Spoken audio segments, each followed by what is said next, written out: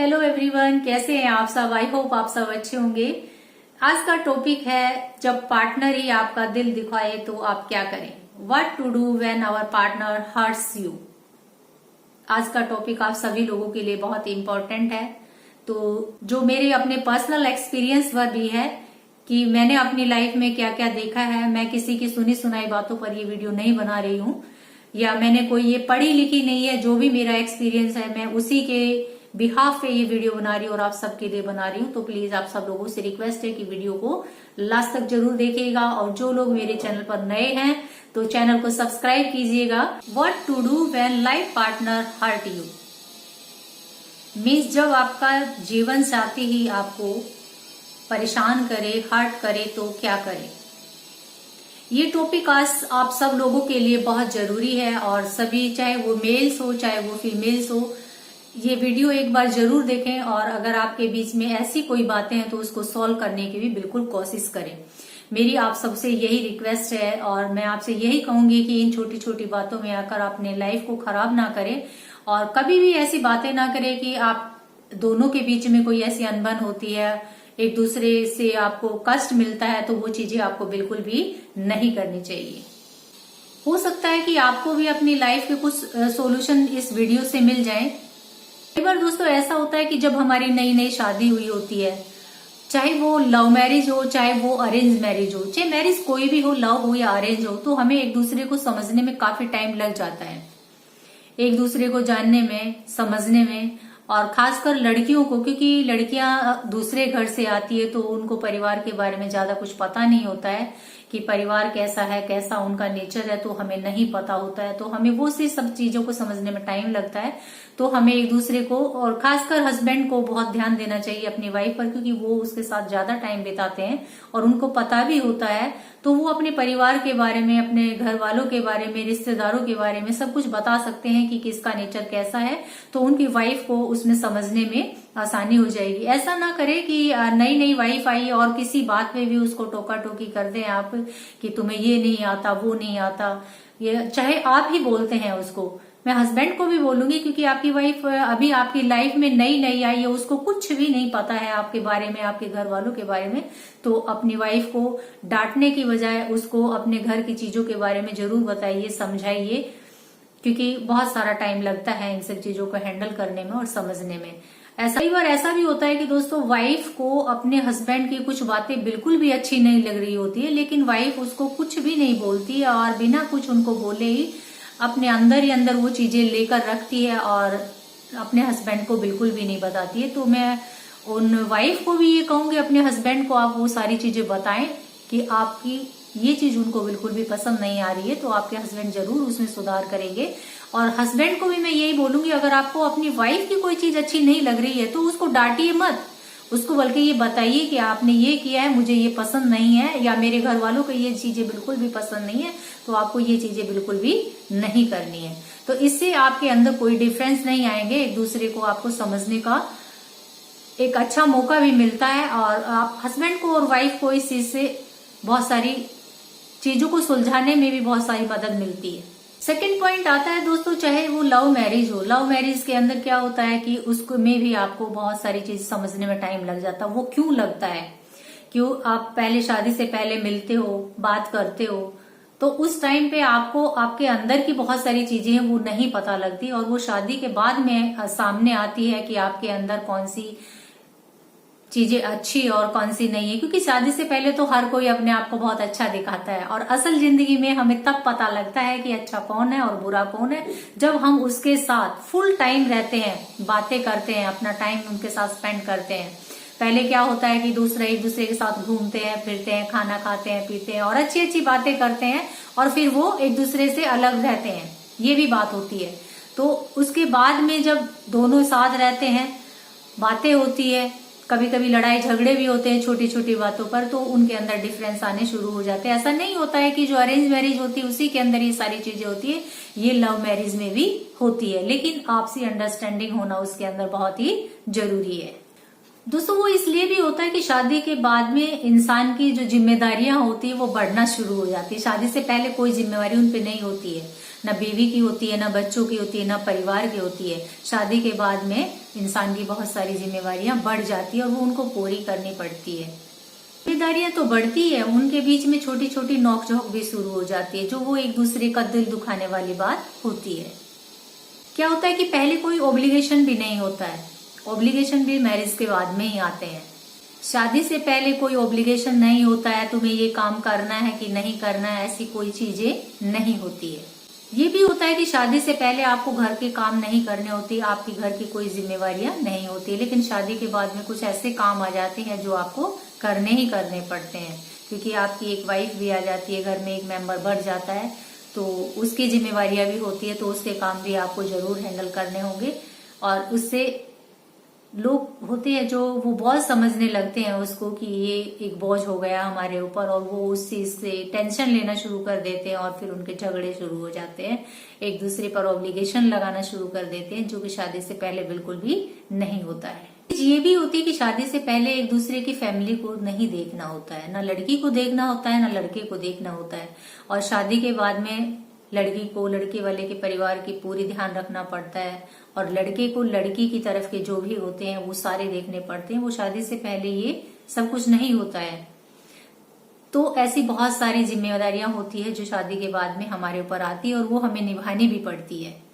कुछ लोग होते हैं बहुत अच्छे से प्यार से उसको निभा लेते हैं, लेकिन कुछ ऐसे होते हैं वो उसको बोझ समझना शुरू कर देते हैं कि ये हमारे ऊपर बोझ है और इस चीज को हम नहीं संभाल सकते हैं, और उनके बीच में फिर झगड़ा स्टार्ट हो जाता है। मोस्टली हस्बैंड और वाइफ क्या करते हैं, अपने झगड़े सुलझाने की बजाय वो एक दूसरे पर कटाक्ष मारना शुरू कर देते हैं, एक दूसरे को सुनाना शुरू कर देते हैं। वो अपना पैचअप बिल्कुल भी नहीं करते हैं, न ये समझते हैं कि गलती किसकी है, उसकी है या वाइफ की है।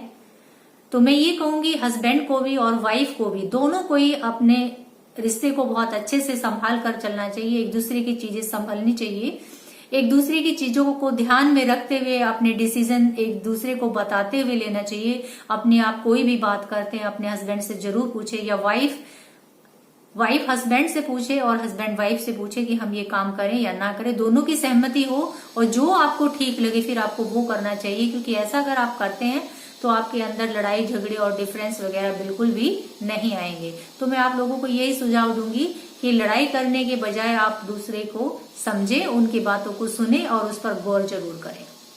दोस्तों, आप लोगों को छोटी मोटी लड़ाइयों की लिस्ट नहीं बनानी चाहिए कभी भी, उस लिस्ट को फाड़ कर फेंक दो। मैं ये कहती हूँ वो लिस्ट बनाने का कोई फायदा नहीं है, क्योंकि आप लोगों को क्या करना है कि पूरी लाइफ एक साथ रहना है, एक दूसरे को संभालना भी है। और जब ये चीजें लोगों से नहीं संभलती है तो वो क्या करते हैं, वो एक दूसरे से अलग होने लगते हैं, और लास्ट में क्या होता है कि तलाक तक बातें उनकी पहुंच जाती है, जबकि वो इतनी बड़ी बातें नहीं होती है कि वहां तक वो चीजें पहुंचनी चाहिए। बिल्कुल भी ये चीजें वहां तक नहीं पहुंचनी चाहिए। अगर आपके अंदर समझदारी है थोड़ी सी भी, तो आप उन चीजों को बहुत अच्छे से हैंडल कर सकते हैं और उन चीजों को सुलझा सकते हैं। और अगर आप ऐसा करते हैं तो मैं ये कहूंगी कि अगर आपके अंदर कोई मिसअंडरस्टैंडिंग आ गई है तो उसको प्यार से सुलझाने की कोशिश करें, कभी उसको झगड़े के रूप में ना बदलें, क्योंकि झगड़ा खुद के घर का नाश होता है। ये आप लोग बहुत अच्छे से जानते हो कि कोई भी झगड़ा जब होता है तो उसमें घर का नाश होता है और खुद की जो तरक्की है वो भी बिल्कुल रुक जाती है। तो ऐसे कोई भी काम ना करें जिससे आपकी तरक्की रुके, आपके घर के अंदर टेंशन हो, और हस्बैंड और वाइफ को एक दूसरे को समझना चाहिए। नेक्स्ट पॉइंट आता है कि दोस्तों, कई बार हस्बैंड और वाइफ का एक दूसरे के अंदर अट्रैक्शन खत्म हो जाता है, वो एक दूसरे को पसंद नहीं करते हैं और वो कहीं बाहर उस चीज तलाश में लग जाते हैं। खासकर जेंट्स जो होते हैं मोस्टली उन्हीं के साथ ऐसा होता है। लेडीज तो जितनी भी होती है वो घर के अंदर ही रहती है, अंदर अपने कुड़ती रहती है या कुछ भी करती रहती है, लेकिन मोस्टली होता है हस्बैंड के साथ। आप बिल्कुल भी ये बुरा मत मानिएगा कि मैं किसी हस्बैंड को ऐसा बोल रही हूँ, मोस्टली बोल रही हूँ, मैं किसी स्पेशल किसी का भी नाम नहीं ले रही हूँ कि मैं किसी एक पर्टिकुलर इंसान का नाम लेती हूँ कि वो ऐसा करते हैं। ऐसे बहुत सारे आदमी हैं जिनका अपनी बीवियों के अंदर अट्रैक्शन खत्म हो जाता है और बाहर वो सारी चीजें ढूंढने लगते हैं।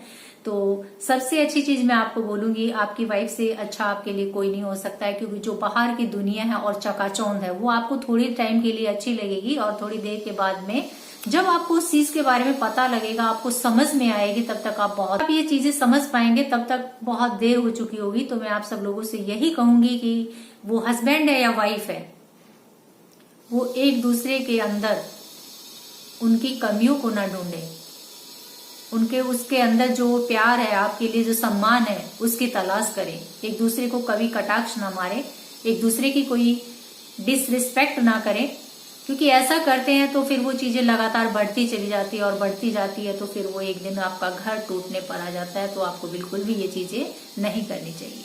पास से किसी और के पास आपकी लाइफ का कोई सॉल्यूशन नहीं है, और आप बिल्कुल भी कहीं पर वो चीजें मत ढूंढिए जहां किसी का क्या होता है कि कई बार होते हैं कि घर में झगड़ा होता है, कुछ भी होता है, तो आप रिलेटिव को बुला लेते हैं। होता है क्या है, रिलेटिव समझा कर चले जाते हैं।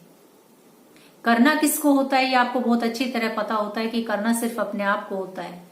आप एक दूसरे को समझिए, एक दूसरे की बात समझिए, किसी दूसरे के घर में ये चीजें बिल्कुल भी ना जाने दे, क्योंकि घर की चीजें जब बाहर जाती है तो और ज्यादा बिगड़ती भी है। कई बार वो सुधरने के बजाय बिगड़ने स्टार्ट हो जाती है। हस्बैंड को ये जरूर बताना चाहूंगी, आपकी वाइफ है जो वो सुबह से शाम तक पूरा टाइम आपके परिवार को देती है, आपको देती है, बच्चों को देती है, घर को संभालती है, तो ऐसी वाइफ बुरी नहीं होती है। आपकी वाइफ आपके साथ है, वो आपको सुबह तैयार करती है, आपका नाश्ता करती है, पानी करती है, बच्चों को स्कूल भेजती है, आपके माँ बाप का ध्यान रखती है, घर का काम करती है, सारी जिम्मेवारियां बखूबी वो निभाती है। तो ऐसी वाइफ से आप बिल्कुल भी गुस्सा ना कीजिए। आप लोगों से यही रिक्वेस्ट है कि अपने जो रिश्ता है उसको बहुत ही प्यार से और बहुत ही समझदारी से चलाइए उस रिश्ते को। जैसे ही आप घर आते हैं तो आपको चाय देती है, पानी देती है, आपका पूरा सम्मान करती है। तो अगर ऐसी वाइफ से कभी कोई गलती हो भी जाए तो उसको इग्नोर करना चाहिए, ना कि उस बात को तूल देना चाहिए। तो मैं ये कहूंगी कि दोस्तों, अपनी वाइफ को इतने प्यार से रखिए कि वो कहीं इधर उधर बिल्कुल भी ना भटके। और ये मैं हस्बैंड के लिए भी बोलूंगी कि उन वाइफ को अपने हस्बैंड का इतना ध्यान रखना चाहिए कि हस्बैंड की नजर किसी और पर ना जाए, और ना वो इधर उधर, जैसे कि बहुत सारी बातें बन जाती है कि उनका अट्रैक्शन खत्म हो गया है, वो इधर उधर जाने लगे हैं। तो ऐसी सिचुएशन आप बिल्कुल भी ना आने दें कि ये सिचुएशन आप पर आती है और आपको फिर बहुत बुरा भी लगता है। तो इसको प्यार से हैंडल कीजिए, क्योंकि आप दूसरे के लिए बने हैं, कोई दूसरा जो है वो आपके लिए नहीं बना है। जो आप अपने लिए कर सकते हैं एक दूसरे के लिए, वो आपके लिए कोई किसी के लिए नहीं कर सकता है। तो आप मेरी इन बातों पे जरूर ध्यान दीजिए दोस्तों, कभी भी एक दूसरे को धोखा ना दें। जो भी बात है आप क्लियर बोलिए, चाहे हस्बैंड है चाहे वाइफ है, उनको कोई भी बात अगर बुरी लगती है, कुछ भी आपके अंदर कमियां हैं, तो वो आप वाइफ को बताइए या आप अपने हस्बैंड को बताइए। एक दूसरे को चीट कभी मत कीजिए। जहां पर चीट का रिश्ता आ जाता है तो वहां पर वो रिश्ता टूटता ही टूटता है, उसको जोड़ने वाला कोई नहीं होता है। क्योंकि जो हस्बैंड और वाइफ का रिश्ता होता है वो उनकी विश्वास की नींव पर चलता है। अगर आपके अंदर दोनों में विश्वास है, एक दूसरे पर बिलीव है, तो आपका रिश्ता बहुत लंबा चलेगा और आपके इस रिश्ते को कोई तोड़ने वाला भी नहीं है। आई होप दोस्तों आपको ये मेरी छोटी सी वीडियो अच्छी लगी होगी, और जितनी भी बातें मैंने बताई होंगी उसमें से कुछ बातें आपकी भी लाइफ में जरूर होती होंगी। तो अगर आपको मेरी ये वीडियो अच्छी लगी हो तो दोस्तों मेरे चैनल को सब्सक्राइब कीजिए, वीडियो को लाइक कीजिए और ज्यादा से ज्यादा शेयर कीजिए। थैंक यू दोस्तों, मिलते हैं नेक्स्ट वीडियो में।